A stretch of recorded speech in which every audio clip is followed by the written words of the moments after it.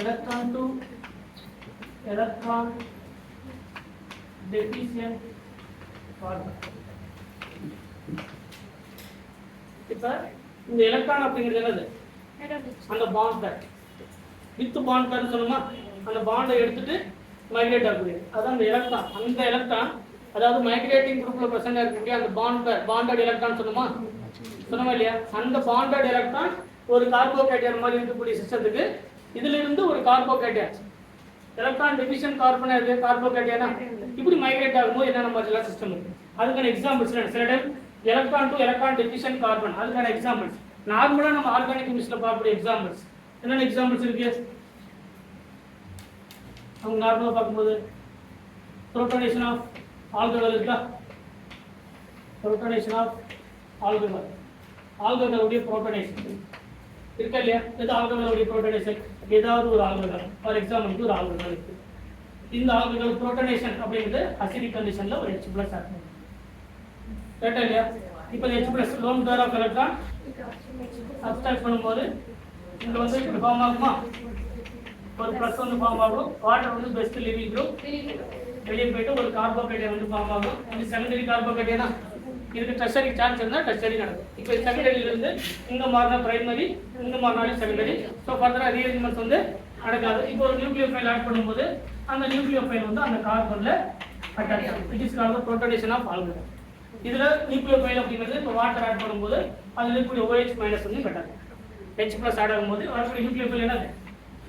இங்க நியூக்ளியோஃபைல் வந்து OH. இதான் புரோட்டனேஷன் ஆஃப் ஆல்கஹால். இந்த புரோட்டனேஷன் ஆஃப் ஆல்கஹால் எதுக்கான பெஸ்ட் எக்ஸாம்பிள் அப்படின்னா ஒரு electron to electron deficient carbon. இதுதான் பாண்ட் பேர்ல பிரசன்ட் இருக்கக்கூடிய எலக்ட்ரான். எது இருக்கு? இந்த மைக்ரேட்டிங் குரூப் இருக்கா? இங்க இருக்கும்போது இதுல வரக்கூடிய அந்த பாண்ட் பேர் எடுத்துட்டு தான் வெளியே போகும். கார்போகேட்டையான் அப்படிங்கிறது எலக்ட்ரான் டெஃபிஷியன்ட் கார்பன்.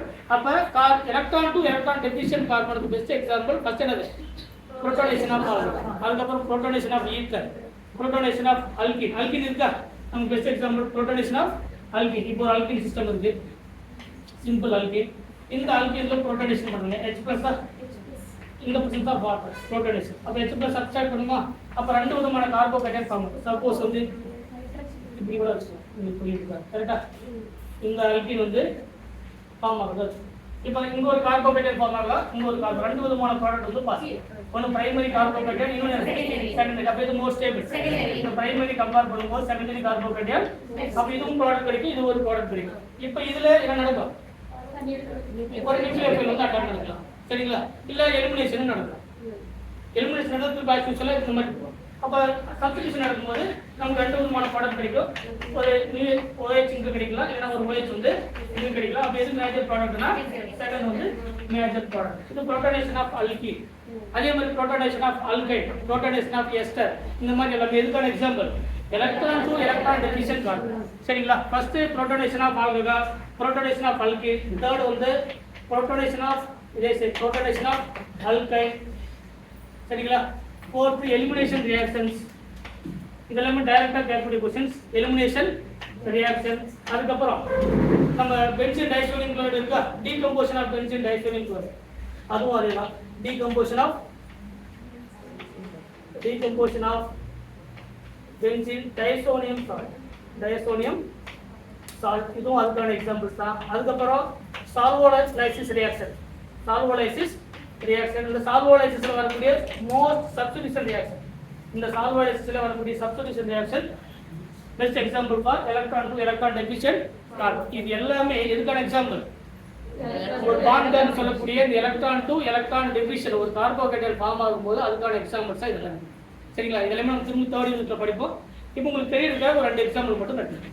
சொல்ல புரியுதுங்களா?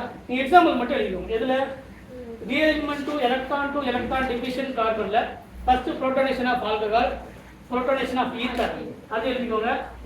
protonation of ether அதுவும் அதுக்கப்புறம் elimination reaction. அந்த elimination reaction அப்புறம் solvolysis வரக்கூடிய substitution reaction. அதே மாதிரி decomposition of disodium salts இதெல்லாமே electron to electron deficient carbonக்கான best example. சரிங்களா?